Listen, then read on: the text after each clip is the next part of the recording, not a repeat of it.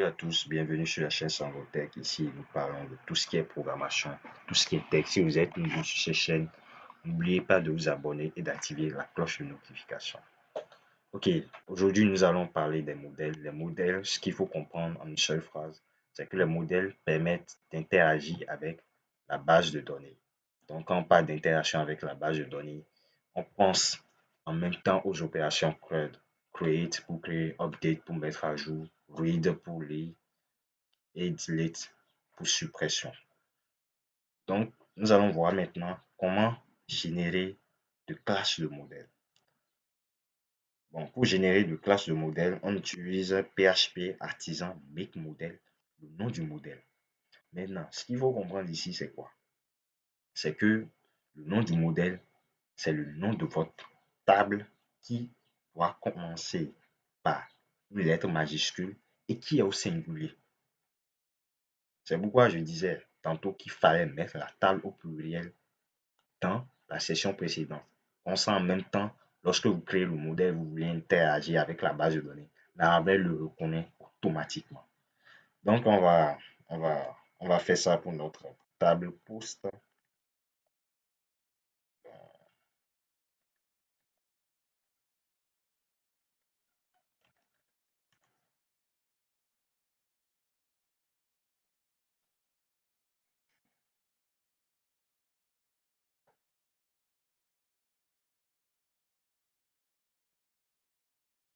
Ça en ligne. Ok, super. Donc, notre modèle post a été créé. Maintenant, il y a une chose qu'on va voir ici. On va voir une petite partie de comment utiliser les modèles. Et lorsqu'on sera au niveau des opérations CRUD, on va voir plus en profondeur qu'est-ce qu'on peut faire avec les modèles. Bon, ici, quand je parle de petite partie, c'est de dire dans le modèle quels sont les champs avec lesquels on ne veut pas interagir et quels sont les champs avec lesquels on veut interagir. Bon, ici, si je veux préciser quels sont les champs avec lesquels on ne veut pas interagir, je fais un protected worded. Maintenant, si je ne veux pas interagir avec photo URL, je mets photo underscore URL dans le array.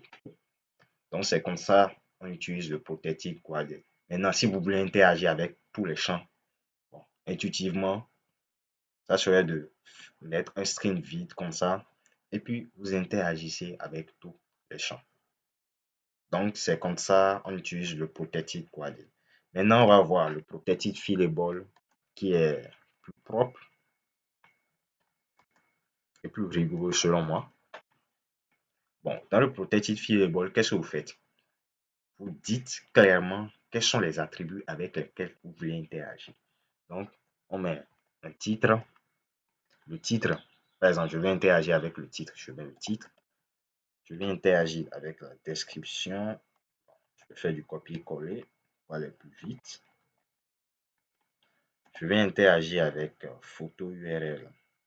Je mets photo URL. Et puis, je vais interagir avec notre user ID là. Donc, je mets user ID là. Ah, qu'est-ce que ça fait? Bon, je vais écrire user ID rapidement. Ok, j'ai mis user ID ici. Maintenant, ce qu'il faut savoir, c'est que au niveau de la table post, ici, nous avons l'id et le timestamp. Vous allez vous demander pourquoi je n'ai pas mis l'id et le timestamp. Je n'ai pas mis l'id et le timestamp parce que Laravel le reconnaît automatiquement. Il sait que